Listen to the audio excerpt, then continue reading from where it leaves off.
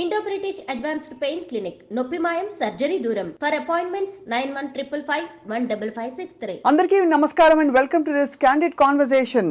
మార్చి 8 అంతర్జాతీయ మహిళా దినోత్సవం జరుపుకుంటూ ఉంటాం. ఏదో 100 ఏళ్లకు పైగా పూర్వం అనమాట. సమాన వేతనాలు సమాన హక్కుల కోసం ఏర్పడిన ఆ దినోత్సవం ఆ ఒక్కరోజుకి పరిమితమై వాస్తవానికి ఇవాళ మనం స్పేస్లోకి వెళ్ళిపోయిన పెద్ద పెద్ద అద్భుతాలు సాధించిన ఒక నారి, ఒక మహిళకి ఇంటి నుంచి మొదలుకొని సమాజం వరకు కూడా ప్రతి చోట సవాళ్ళు, అడ్డంకులు. ఇలాంటి ఒక బ్యూటిఫుల్ సందేశంతో, ఒక థీమ్తో నిర్మించిన ఫిల్మ్ ఏది అంటే నారి. టైటిల్లోనే అర్థమైపోతుంది, ఒక స్త్రీ గురించి, స్త్రీ ప్రయాణాన్ని గురించిన చిత్రం ఇది అని. అన్నిటికంటే విశేషం ఏంటంటే ఈ సినిమాలో ముఖ్య భూమిక పోషించింది మనందరికీ చాలా ఇష్టమైన నటి, అందరికీ ఎప్పటి నుంచో తన న్యాచురల్ యాక్టింగ్తో అండ్ తన బ్యూటిఫుల్ గ్రామర్ అండ్ గ్లామర్ రెండింటితో అలరిస్తూ వచ్చిన Aamani garu. And she's here with us today. Aamani garu, నమస్తే స్వప్న గారు. ఇంట్లో ఒక ఫ్యామిలీ మెంబర్ని చూసినట్టు ఉంటుంది మిమ్మల్ని చూస్తే. గాడ్ గిఫ్ట్ అనుకుంటాను, అందరూ అలాగే అంటుంటారు కదా. తెలుగింటి అమ్మాయి లాగే ఉంటుంది, మా తెలుగింటి అమ్మాయే మీరు, మా ఇంట్లో ఒకరిలా ఉంటారు అంటుంటారు. నేను చాలా బరువైన ఇంట్రొడక్షన్ ఇచ్చాను, కానీ యాక్చువల్లీ నారి అనే చిత్రంలో మీరు ఒక నారి టైటిల్ రోల్ ప్లే చేయడం మీకు ఎలా అనిపించింది? చాలా గర్వంగా ఉంది, అట్ టైం చాలా సంతోషంగా ఉంది. ఇంత మళ్ళీ చాలా నా కెరీర్లో చాలా మంచి మంచి క్యారెక్టర్స్ చేశాను. సో ఈ మధ్యన నేను ఇలా చేయలేదు, ఇలాంటి క్యారెక్టర్స్ చేస్తున్నాను, కానీ ఇంత ఒక వెయిట్ ఉన్న క్యారెక్టర్ చేయలేదు. అంటే చాలా సొసైటీలో రేపు సినిమా రిలీజ్ అయితే నా మీద ఒక మంచి ఇంపాక్ట్ ఉంటుంది ఈ సినిమా వల్ల. సో అంత మంచి క్యారెక్టర్. మీరు ఎప్పుడు మిమ్మల్ని చూసినా మిస్టర్ పెళ్ళాం గుర్తొస్తుంది, కాబట్టి మిస్టర్ పెళ్ళాం నుంచి నారీ దాకా ఎలా ఉంది మీ జీవితం? అక్కడ మిస్టర్ పెళ్ళాం is again a women centric role, ఇక్కడ మళ్ళీ నారీ అనేది ఇంకొక షేడ్ చూపించే ఒక ఇది. సో అప్పట్లో చేసిన అన్ని సినిమాలు మావి చిగురు, శుభలగ్నం, శుభ సంకల్పం, మిస్టర్ పెళ్ళాం, ఇలాంటి ఏదైనా హీరోయిన్ ఓరియంటెడ్ మూవీస్ సేమ్ అలాంటిదే, కానీ మీరు చెప్పినట్టు షేడ్ అది కాదు. ఇదొక different character, different shade, different ఒక చెప్పాలి ఒక రెవల్యూషన్ మనకు సొసైటీగా చాలా అవసరమైన ఇప్పుడు నడుస్తున్న దుర్మార్గం చాలా పోతుంది కదా ఇక్కడ, ఇప్పుడు మనకు సమాజంలో జరుగుతుంది. సో దాన్ని ఎదిరించి అలాంటి ఒక మంచి మెసేజ్ ఉన్న క్యారెక్టర్. ఇప్పుడు దుర్మార్గం అన్నారు కదా ఆమెని గారు, ఎక్కడెక్కడ దుర్మార్గం కనిపిస్తుంది? మామూలుగా చాలా మనకి బయటికి వచ్చే పెద్ద పెద్ద నేరాలు ఏవైతే ఉంటాయో కనీసం వాటి గురించి చర్చించుకుంటారు మన న్యూస్ రూమ్స్లోనో లేకపోతే విమెన్ ఆర్గనైజేషన్స్ వాళ్ళు, కానీ మధ్యలో జరిగే దుర్మార్గం ఉంటుంది. అడుగడుగునా ముట్టిగా పడ్డం, ఇది వేసుకోవద్దు, అది తినద్దు, అది చేయొద్దు, ఇది చేయొద్దు అనే ఆంక్షలు మొదలుకొని ఇలాంటి దుర్మార్గాలు. మీ అభిప్రాయం, మీ ఎక్స్పీరియన్స్ ఏంటి? అసలు దుర్మార్గాలు ఉన్నాయంట? అవును, దుర్మార్గమే కదా. ఒక స్త్రీకి ఒక ఫ్రీడమ్ లేదు, ఇది వేసుకోవద్దు, మీరు చెప్పినట్టు అది చేయొద్దు, ఇలా చేయొద్దు, ఇలా పట్టకూడదు. బయటికి వెళ్తే ఒక ఎప్పుడు మన సొసైటీలో మనం ఉన్న ఈ చుట్టుపక్కల అన్నిట్లు ఒక ఆడది ఒక 10 తర్వాత వెళ్ళడానికి భయం వేస్తుంది. ఎందుకు? ఇప్పుడైతే 8 తర్వాత వెళ్ళడానికి భయం వేస్తుంది. సో ఆ ఫ్రీడమ్ లేదు. మనకు ఫ్రీడమ్ వచ్చినా ఆడదానికి ఒక స్వేచ్ఛ లేదు. మా సిటీలో మేము ఫ్రీగా తిరగగలము అని ఎక్కడ ఉన్న భయం. చిన్నపిల్లలు వదిలేసి వెళ్ళడానికి భయం. చిన్నపిల్లలు వాళ్ళు బయట కాసేపు ఆడుకుంటే అయ్యో ఏమైపోతుందో, ఎవరు ఏం చేస్తారు, గుడ్ టచ్, బ్యాడ్ టచ్, ఇవన్నీ చెప్పియాలి ఇప్పట్లోనే పిల్లలకి. మాకంతా ఆ ఏజ్లో మనకు తెలియదు, మేమంతా ఫ్రీగా పెరిగాం. ఈ పిల్లలకి ఇవన్నీ ఇప్పుడే నేర్పించాలి. సో ఇవన్నీ ఎందుకంటే సొసైటీలో జరుగుతున్న ఈ దుర్మార్గంకి కారణం. కరెక్టే, కానీ దానికి మూల కారణం పురుషుడు అంటారా? అంటే ఒక స్త్రీగా 100% అదే కదా. అంటే పురుషుడు కూడా ఎలా అయిపోయాడంటే సిచ్యుయేషన్ ఇప్పుడు ఈ ఫోన్స్, యూట్యూబ్స్, ఇవన్నీ సోషల్ మీడియాలో ఇవన్నీ వచ్చిన తర్వాత ఎక్కువ అయిపోయింది. ఉండేది అప్పట్లో నుంచి ఉంది, ఇది 20% ఉండేది, 80% గుడ్ ఉండేది. ఇప్పుడు ఏమైంది, 80% ఇది ఎక్కువ అయిపోయి 20% మంచిగా ఉందండి. కానీ అదేమిటో ఆశ్చర్యం, మనకే అదే సెల్ ఫోన్ ఉంది, విమెన్కి అదే యూట్యూబ్ ఉంది, మనమేమి విచ్చలవిడిగా ఏం మారిపోలేదే. అది మా స్త్రీకి ఉన్న ఒక న్యాచురల్ అది ఆ గుణం, అది ఆ గుణం, ఆ కట్టుబాట్లలో అట్ ద సేమ్ టైం మంచి చెడులు తెలుసుకునే విచక్షణ వివేకం ఉన్నా కూడా ఏం చేయాలి ఏం చేయకూడదు అనే డిక్టేషన్ ఇచ్చేది మాత్రం ఒక పురుషుడు. ఇప్పుడు అప్పట్లో సీతాదేవి గారు, రామాయణంలో సీత అనుకుంటా, అలాంటి సీతాదేవులు ఎంతో మంది ఉండేవారు. రావణాసుడు అప్పుడు ఎక్కువ ఉండేవాడు. ఇప్పుడు అది ఎక్కువైపోయింది. రావణాసుడు ఎక్కువైపోయి రాముడు తక్కువైపోయారు ఇప్పుడు. అది అవును గుణం. అండ్ బహుశా అంటే నాకు పోస్టర్ చూస్తే అర్థమైంది మీరు ఒక చక్కటి అమ్మవారి అవతారం సగం, అంటే అందులో మీ పవర్ చూపించడానికి. దాంతో పాటు ఆఫ్ కోర్స్ ద విమెన్ అని రాశారు పోస్టర్లో. Women power basically. సో ఆమెని గారు మీ ఎక్స్పీరియన్స్ చెప్పండి as a women travelling through an industry and ఈ ఎస్పెషలీ ఈ ఫిల్మ్ చేస్తున్నప్పుడు ఎక్కడెక్కడ కనెక్ట్ అయ్యారు మీరు? చాలా కనెక్ట్ అయ్యాను నేను, నా పర్సనల్ లైఫ్కి కనెక్ట్ అయ్యాను. ఎందుకంటే నేను ఇండస్ట్రీలో స్టార్టింగ్ నుంచి ఒక చిన్న బిడ్డలాగా ఇక్కడి నుంచి ఇక్కడ నేను ట్రావెల్ అయ్యాను. నాకు ఊహ ఏమి అంతగా ఎక్స్పీరియన్స్ తెలియదు. టూ యంగ్ అప్పుడే నేను ఇండస్ట్రీకి వచ్చాను. సో అప్పుడు నాకు ఇండస్ట్రీ అంటే ఏమో తెలియదు, ఇక్కడ మనుషులు ఏమో తెలియదు. చుట్టుపక్కల ఒక 30 మంది మగాళ్ళంటే ఆడవాళ్ళు ఒకరిద్దరు ఉంటాం అంతే. ఇప్పుడైనా మేకప్ ఉమెన్స్ అనేది చాలా మంది వచ్చారు, అప్పట్లో అది కూడా లేదు. అందరికీ మగవాళ్ళే, ఒక హీరోయిన్ ఒకరు ఉంటారు తప్ప ఏదో టచ్ అప్ అలా ఉంటారు అంతే. సో అలాంటి ఒక మధ్యలో నుంచి ట్రావెల్ చేస్తూ వచ్చాను. సో అంటే అందరినీ చెడు చెప్పట్లే. సో అలాంటి సిచ్యుయేషన్లో కూడా మాకు ఒక అవేర్నెస్ కావాలి, భయం ఉండేది ఏమవుతుందో. సో కొన్ని సిచ్యుయేషన్స్ మేము కూడా ఫేస్ చేస్తూ వచ్చాము, అవన్నీ బయటకు చెప్పలేము. అసలు అంటే ఫేస్ చేస్తామంటే చిన్న చిన్న విషయాలు. సో ఇవన్నీ లేడీస్కి జరుగుతూనే ఉంది, మన బయట మాత్రం కాదు ఇండస్ట్రీలో కూడా ఉంది. సో ఇవన్నీ కారణం మగాళ్ళు. అంటే మీరు అన్సేఫ్ ఫీల్ అవడమా, రెస్పెక్ట్ తగ్గిందని అనుకోవడమా ఏంటి? రెస్పెక్ట్ కాదు, అన్సేఫ్, ఒక భయం ఉండేది. ఏం జరుగుతుందో, ఎవరు ఏం కామెంట్ చేస్తారు. ఒక మేకప్ రూమ్ లో సపరేట్ గా ఉండడానికి ఒక భయం. మేకప్ మెనే వేసేవాడు. ఇట్లా మేకప్ వేస్తూ ఉన్నప్పుడు తను ఎక్కడ ఏం టచ్ చేస్తా అదొక భయం ఉండేది. ఇదన్నీ అప్పుడు మనకు భయం కదా ఉండేది. తర్వాత ఎక్స్పీరియన్స్ అవుతున్నప్పుడు మనకు ఒక ధైర్యం వచ్చేది. నేను వేసుకుంటా మేకప్, నువ్వు అక్కడ పెట్టేసి వెళ్ళిపో, నేను వేసుకుంటా. ఆ ధైర్యం నాకు వచ్చి నేను వేసుకోవడం. సో అలా స్ట్రాంగ్ అయితే వస్తాం కదా ఒక లేడీస్ అలాగా. సో అలాగే అన్ని ఇండస్ట్రీలో అందరూ ఆడవాళ్ళు అన్నిట్లో స్ట్రాంగ్ అవ్వాలి. ఈవెన్ ఇంట్లో హౌస్ వైఫ్గా ఉంటే కూడా మొగుడు ఒక అబ్యూస్ క్యారెక్టర్ అయితే ఎలా ఉండాలి లేడీస్?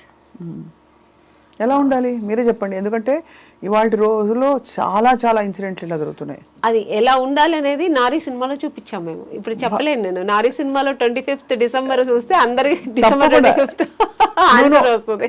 బట్ సీరియస్లీ ఇది చాలా అవసరమైన ఫిల్మ్ అండి. ఐ థింక్ డైరెక్టర్ సూర్య ఆయన అంటే యంగ్ డైరెక్టర్ అయ్యండి, ఎందుకు ఆయనకి ఇలాంటి ఇతివృత్తంలో తీయాలని అనిపించింది? నాకు కూడా అనిపించింది. ఎందుకు ఇలా అనిపించింది అంటే నిజంగానే కమర్షియల్గా ఆలోచించకుండా సొసైటీకి సమాజానికి ఒక మంచి సినిమా ఇవ్వాలి. ఇప్పుడు జరుగుతున్న అన్ని ఏమేమి జరుగుతున్నాయి చెడ్డ విషయాలు కానీ, మనకు ఆడవాళ్ళకి జరుగుతున్న ద్రోహాలు కానీ, అన్యాయాలు కానీ, ఇవన్నిటికీ ఒక న్యాయం కావాలని ఒక సినిమా తీశారు ఆయన. నిజంగానే బాగుంది. సొల్యూషన్ ఇవ్వగలిగారా? ఆ సినిమా చూస్తే తెలుస్తుంది.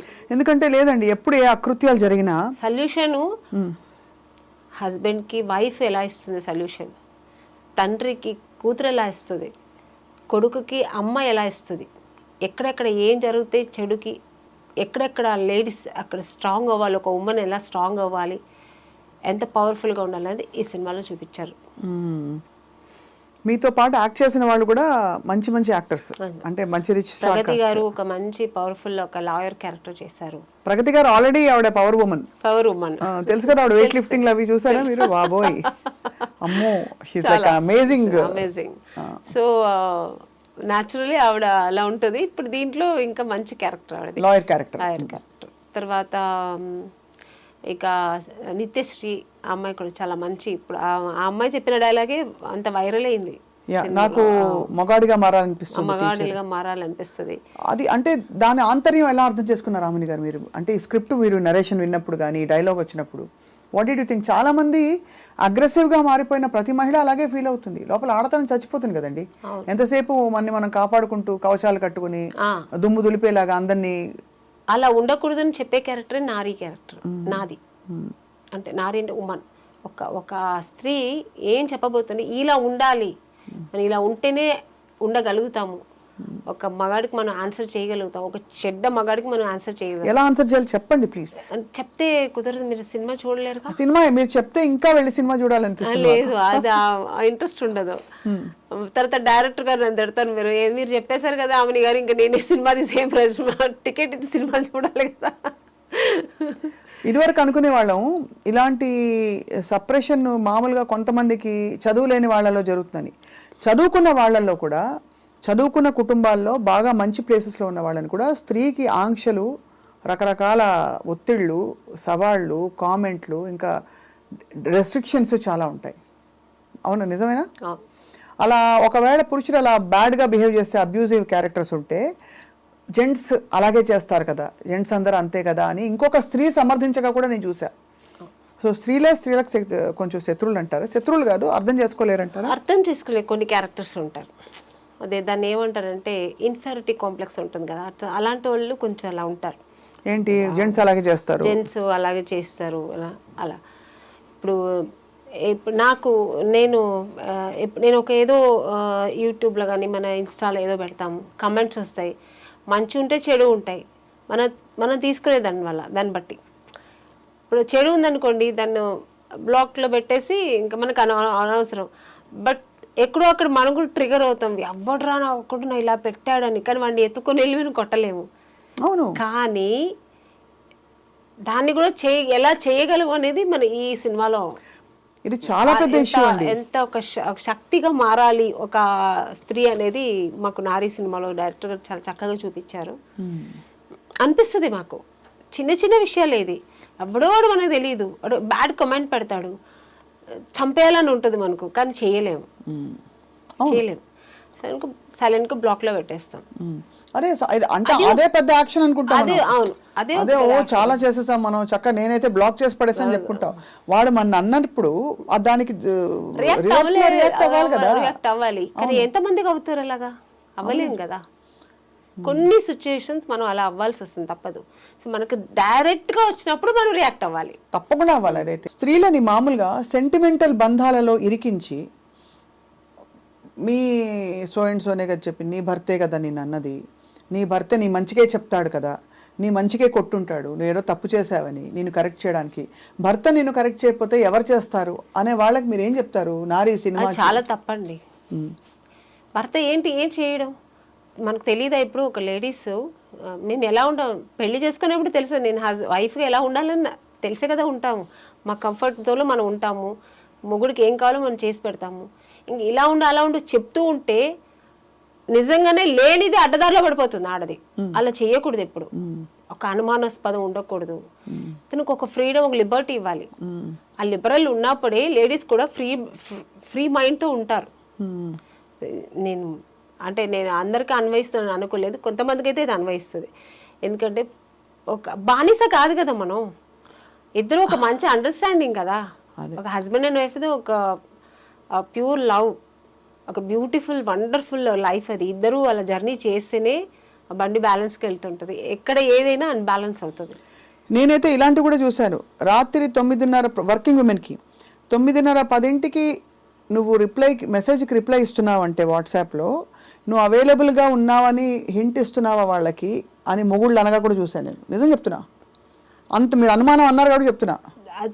ఎంతకంటే హీనంగా కూడా ఉన్నారండి. ఫోన్ కొంచెం ఇప్పుడు ఎవరికో ఇప్పుడు నేనే తీసుకోండి, మా అసిస్టెంట్కి ఇప్పుడు రేపు ఏంట్రా, రేపు మనకు ఎన్నింటికి ఎవరైనా మేనేజర్ కనుక్కుని నేను ఫోన్ చేసేటప్పుడు మా హస్బెండ్ ఇప్పుడు ఒక ఎగ్జాంపుల్, ఏంటి ఎవరితో మాట్లాడుతున్నావు, 7ంటికి అది 6 o'clock ఎవరితో మాట్లాడుతున్నావు, ఎప్పుడు ఎంగేజ్ ఏంటి, ఇలా మాట్లాడే మగాళ్ళు కూడా చూసాను నేను. అవును, చాలా ఇది ఎక్కువైపోయింది. అంటే ఎక్కువ అవడే కాకుండా మీరు అన్నట్టు ఈ నారీ ఫిల్మ్ ఐఎమ్ సో హోప్ఫుల్, ఏదో దీనికి ఒక అద్భుతమైన 1, 2, 3, 4 స్టెప్ వైజ్ సొల్యూషన్ వస్తుందని నేనైతే వెయిట్ చేస్తున్నాను. ఎందుకంటే చదువుకున్న వాళ్ళలో ఇండిపెండెంట్గా ఫైనాన్షియల్గా మనం తిని సంపాదించుకునే పరిస్థితిలో ఉండే లేడీస్కి కూడా వీళ్ళెవరండి డిక్టేషన్ ఇవ్వడానికి? వాళ్ళని ఊడిపడ్డారు ఎక్కడి నుంచి అయినా, స్త్రీ గర్భాన్ని ఛేదించుకుని పుట్టిన వాళ్ళు వీళ్ళందరూ. నిత్యశ్రీ ఒక డైలాగ్ చెప్తుంది, మీరు వినుంటారు కదా, అందులో వైరల్ అయింది కదా. దానిలో అమ్మాయి చెప్పే అన్నీ మొత్తం ఒక్కొక్క చెప్తుంది కదా, ఆ విషయాలు అన్నీ ఈ సినిమాలో ఉంటుంది. ఎందుకంటే లేడీస్కి ఇలా జరుగుతుంది అనేది నిజం, దానికి సొల్యూషన్ ఉంటుంది దీంట్లో. దానికి సొల్యూషన్ ఉంటుంది అనేదే నాకు చాలా హ్యాపీగా ఉంది. ఎందుకంటే ఎప్పుడు ఏది జరిగినా బట్ ఎలా సొల్యూషన్ ఇస్తుంది అనేది వండర్ఫుల్. మా డైరెక్టర్ గారు చాలా బాగా చేశారు. నేను కూడా అనుకోలేదు అది క్లైమాక్స్ అలా ఉంటుందని. మీరు ఆల్మోస్ట్ ఈ పవర్ఫుల్ అంటే ఇది ఎందుకు నాకు హ్యాపీ అంటే ఆమెని గారు, మీరు ఎప్పుడు కొంచెం హోమ్లీ, ఇది కూడా హోమ్లీ క్యారెక్టరే, కానీ ఎక్కువ పవర్ఫుల్ వన్ కంటే కూడా you always been on the adjusting content వచ్చి అలాంటి ఉన్న కంటెంట్ ఉన్న కథ ఇది. అలాగే కొడుకు పేరెంట్స్ ఉంటారు కదా, ఇప్పుడు ఒక తల్లి సింగిల్ పేరెంట్ కొడుకుని ఇలా పెంచాలి అలా పెంచాలి తను ఇలాగే ఉండాలి అనే ఒక మైండ్ సెట్తో ఒక థాట్తో చేసినప్పుడు ఆ కొడుకు ఎలా ఉంటాడు, ఎలా ఉండగలుగుతాడు, అమ్మకి ఎంత న్యాయం చేయగలుగుతాడు, ఎంత జస్టిఫై చేస్తాడు, చేయకపోతే ఆ అమ్మ ఏం చేస్తుంది, ఆ కొడుకు అలా చేసి చేయకపోతే అమ్మ ఏం జస్టిఫై ఇస్తుంది మళ్ళీ దానికి, ఇవన్నీ సినిమాలో ఉంటుంది. ఇప్పుడు ఒకటి ఆమెను గారు మీరు కొడుకు అన్నారు కాబట్టి దాదాపు 15 ఏళ్ల అబ్బాయిలు అక్కడి నుంచి వాళ్ళ ఐడియాస్ ఫామ్ అవుతూ ఉంటాయి. అసలు స్త్రీ ఏమిటి, ఆవిడని గౌరవించాలా లేకపోతే మన కోసం వర్క్ చేయడానికి ఉన్న ఒక స్త్రీని కొట్టచ్చా కొట్టకూడదా, ఇంట్లో నాన్న అమ్మని కొడితే పిల్లలు అదే నేర్చుకుంటారు, నాన్న అమ్మ మీద దారుణంగా అరుస్తే పిల్లలు అదే నేర్చుకుంటారు. కాబట్టి అలా చూస్తే 15 ఏళ్ళ నుంచి దాదాపు ఒక 30 ఏళ్ల వయసు 35 ఏళ్ల వయసు వచ్చే వరకు అబ్బాయిల పెంపకం అంతా కూడా ఇన్ఫ్లుయెన్స్ అంతా ఇంటి నుంచి వస్తుంది. అప్పుడు హెల్ప్లెస్గా ఉండే అమ్మలు ఏం చేస్తారు అమ్మని గారు? అలా అంటారు కదా, ఇప్పుడు తల్లిగారు ఏ తల్లిగారు కొడుకు పిల్లలు చెడిపోవాలని పెంచరు, వాళ్ళకి అన్ని మంచి చెప్పి పెంచుతారు. బట్ సొసైటీలో వాళ్ళు నేర్చుకునేది చాలా ఉంటాయి కదా చెడు. ఇంట్లో మేము ఎంతవరకు చెప్పిస్తామో అంతవరకే వాళ్ళ మైండ్లో ఎక్కుతుంది. బయటకు వెళ్ళిన తర్వాత బోల్డ్ ఉంటాయి కదా, అది చెడు ఎక్కువ ఎక్కుతుంది, ఆ బ్యాడ్ వైబ్రేషన్ ఎక్కువ వస్తుంది వాళ్ళకి. సో అక్కడ వాళ్ళు అడ్డదారి పడతారు. అప్పుడు పేరెంట్స్ కూడా ఏమీ చేయలేరు. కానీ నేను అనేది responsibility of the whole thing అది సినిమాలో కూడా ఉంది. అదే ఇప్పుడు పిల్లవాడి వాల్యూస్ ఎట్లా ఉండాలి, హోంవర్క్ టైంకి చేసుకోవడం, టైంకి తిండి తినడం, స్కూల్ బ్యాగ్ సర్దుకోవడం, పొద్దున్న లేవడం, ఇలా ఉండడం, అలా ఫ్రెండ్స్తో ఇలా ఉండడం, ఆ టైం చూడడం, ఇదంతా ఎవరికి ఇచ్చారు ఈ డ్యూటీ రెస్పాన్సిబిలిటీ? డ్యూటీ చార్ట్ అమ్మకి. నాన్నకేమి ఇచ్చారు డ్యూటీ చార్ట్? పేపర్ చదువుకుంటూ మధ్య మధ్యలో విసిరి అమ్మ చేత అన్ని తెప్పించుకోవడం, లేదా ఆవిడని ఒకటి వేయడం కోపం వస్తే, లేదు లేటుగా బయటకు వెళ్ళి ఫ్రెండ్స్తో తిరిగి రావడం, ఇదంతా చెడు నేర్పే బాధ్యత అంతా మన సొసైటీ నాన్నకి ఇచ్చేసి. అందరు నాన్న అలా అని కాదు, భయం లాగా చెప్తున్నాను, 80% నాన్నగారు. సో ఇక్కడ మీరు ఈ క్యారెక్టర్ ద్వారా ఈ నారి సినిమాలో కూడా ఆల్మోస్ట్ అలాగే ఉంటది. మీరు ఎలా పెరిగారు రామని గారు? నాకు చాలా ఇట్లా కాదు, ఇక్కడ మా నాన్నగారు చాలా good. So is a Vaishyas మా నాన్నగారు. ఆయన వచ్చి ఏంటంటే ఒక చాలా భక్తిపూర్వకంగా ఉంటారు, ఆయన చాలా పద్ధతిగా ఉంటారు, చాలా ఆర్థోడాక్స్ ఫ్యామిలీ నుంచి వచ్చిన ఆయన. ఆడపిల్లలైతే గాజులు కూడా లేకుండా ఉండకూడదు, బొట్టు లేకుండా ఉండకూడదు పిల్లలండి. అలా పెరిగాను నేను పెరిగిన.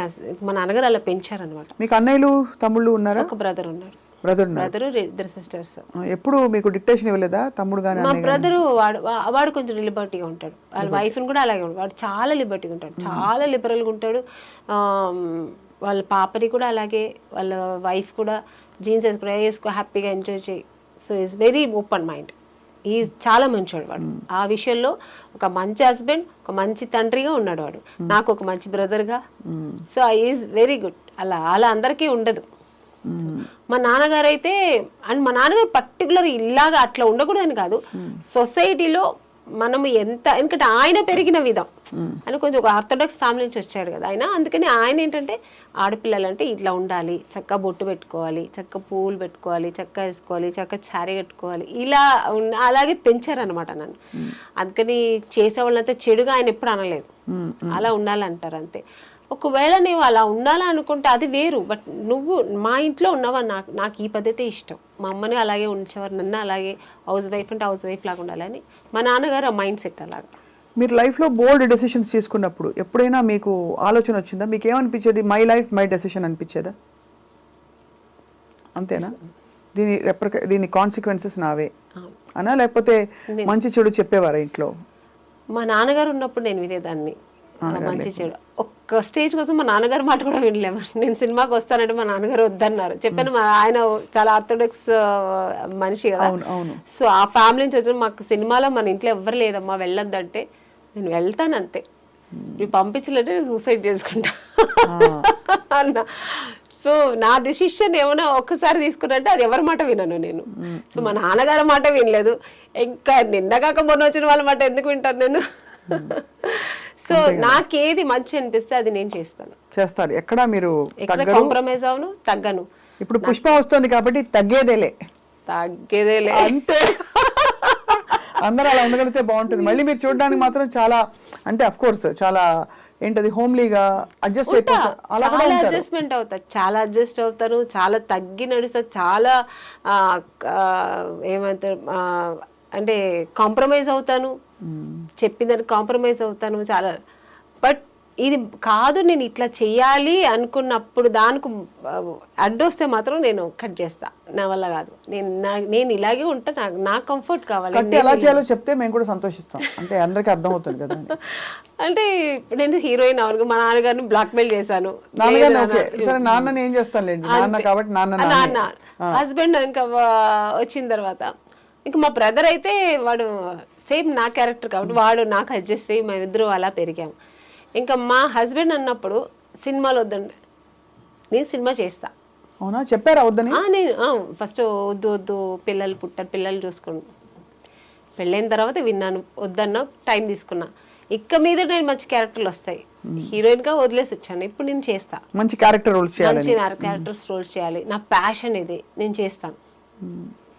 One big challenge Yamini garu, I mean all of us are in public profession. నేను పబ్లిక్, మీరు మన ప్రొఫెషన్లో మనం 10 మందితో మాట్లాడతాము ఎన్వైరన్మెంట్లో, అది దానిలో రెస్పెక్ట్ రావాలంటే ఒక ఉమెన్ ఏం చేయాలి ఇంట్లో, ఇంటి పట్టున? అంటే రెస్పెక్ట్ పోకుండా కామెంట్ చేసి మన ప్రొఫెషన్ని కించపరిచి బీలిటిల్ చేసే ఉంటాయి కదా సిచ్యువేషన్స్ అప్పుడప్పుడు. మగవాళ్ళకి సహజంగా ఉండే దుర్బుద్ధి. కాబట్టి సినిమా వాళ్ళని కానీ లేకపోతే మీడియా వాళ్ళని కానీ అలాంటి పరిస్థితుల్లో ఏం చేయాలంటారు మీ దృష్టిలో? మనం పట్టించుకోకూడదండి. ఇప్పుడు మేము సినిమాలో ఉన్నాం, తెలిసే కదా పెళ్లి చేసుకున్నాం. నాకు నార్మల్గా చెప్తున్నాను, హస్బెండే కదా అంటున్నారు మీరు. హస్బెండ్ అన్నప్పుడు తెలిసి పెళ్లి చేసుకున్నాడు, అడ్జస్ట్ అంటే తప్పు చేస్తానని నీకు అనిపిస్తే వదిలేసాయి, హ్యాపీ కదా. నువ్వు వేరు నేను వేరు, నా పని నేను చూస్తా, నీ పని నువ్వు చూసుకో. నన్ను అర్థం చేసుకొని అక్కడ ఎలా ఉంటే ఏంటి ఇండస్ట్రీ, మా ఆవిడ మంచి ఆవిడ, మా ఆవిడ గోల్డ్, మా ఆవిడ జెమ్, ఆవిడ నేను నమ్మి పంపిస్తున్నా. సరే నువ్వు ఫీల్ అయినప్పుడు నేను నీ దానికి నేను న్యాయం చేస్తా, ఆ నమ్మకానికి నేను ట్రస్ట్ఫుల్ గా ఉంటాను. అంటే నమ్మకం పెడితే నమ్మకానికి ఇంకా 10 రెట్ల నమ్మకం ఉంటుంది కదా. అయ్యో నా హస్బెండ్ నన్ను నమ్మి పంపించిన, నేను ట్రస్ట్ఫుల్ గా ఉండాలనిపిస్తుంది. లేడీస్ ఎవరైనా అంతే కదా, దాన్ని మేము రెస్పెక్ట్ చేస్తాం. ఏమీ లేనప్పుడు చేసినప్పుడు అవసరం లేదు, నీకు అంత నువ్వు వదిలేసే హ్యాపీ. నీకు నా నమ్మకం లేనప్పుడు వద్దు, నీకు ఆ ఇరిటేషన్ ఉన్నప్పుడు వద్దని చెప్పండి, better go walk your own path అంటారు. అంతే, it's better to make your own decision. అంతే అనిపిస్తుంది. ఎందుకంటే ఇప్పుడు మేము ఇంత ఒక మంచి జాబ్ వదులుకొని, మంచి పేరు ప్రతిష్టలు వదులుకొని, ఇంత మంచి ఒక ఫీల్డ్ వదులుకొని ఇంట్లో కూర్చోలేము. అమ్మో భయపడిపోయి ఓకే మీరు చెప్పేశారని అంత వద్దులేని అలా కూర్చుంటే అక్కడి నుంచి ఇంకోటి వస్తుంది. కరెక్టే కదా. అలాంటి మైండ్ సెట్ ఉన్న వాళ్ళు ఇంట్లో కూడా నెమ్మదిగా ఉండనివ్వరు. ఇప్పుడు గాజులు పగలగొట్టి ఇలా పెట్టి ఇలా పిస్తుంటే బ్లడ్ వస్తూనే ఉంటుంది, గాజులు కింద పడేస్తే హ్యాపీ కదా. అంతే, దులిపేసుకుని పోవాలంటారు.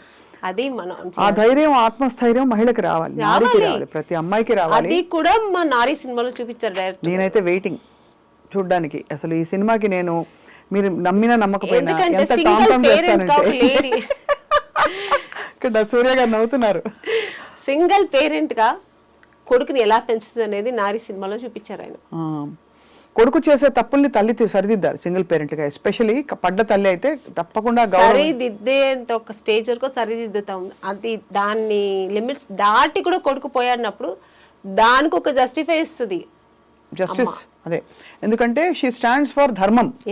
స్త్రీకి తెలిసినంత ధర్మం అండి ఎవరికి నారీ సినిమాలో కాపాడుతుంది అన్నమాట. అంతే, ఆ ధర్మం అది అదే చెప్పినట్టు అమ్మవారు క్షమించిన అమ్మ క్షమించకూడదు అనేది డైరెక్టర్ సూర్య గారు చాలా బాగా చూపించారు ఈ సినిమాలో.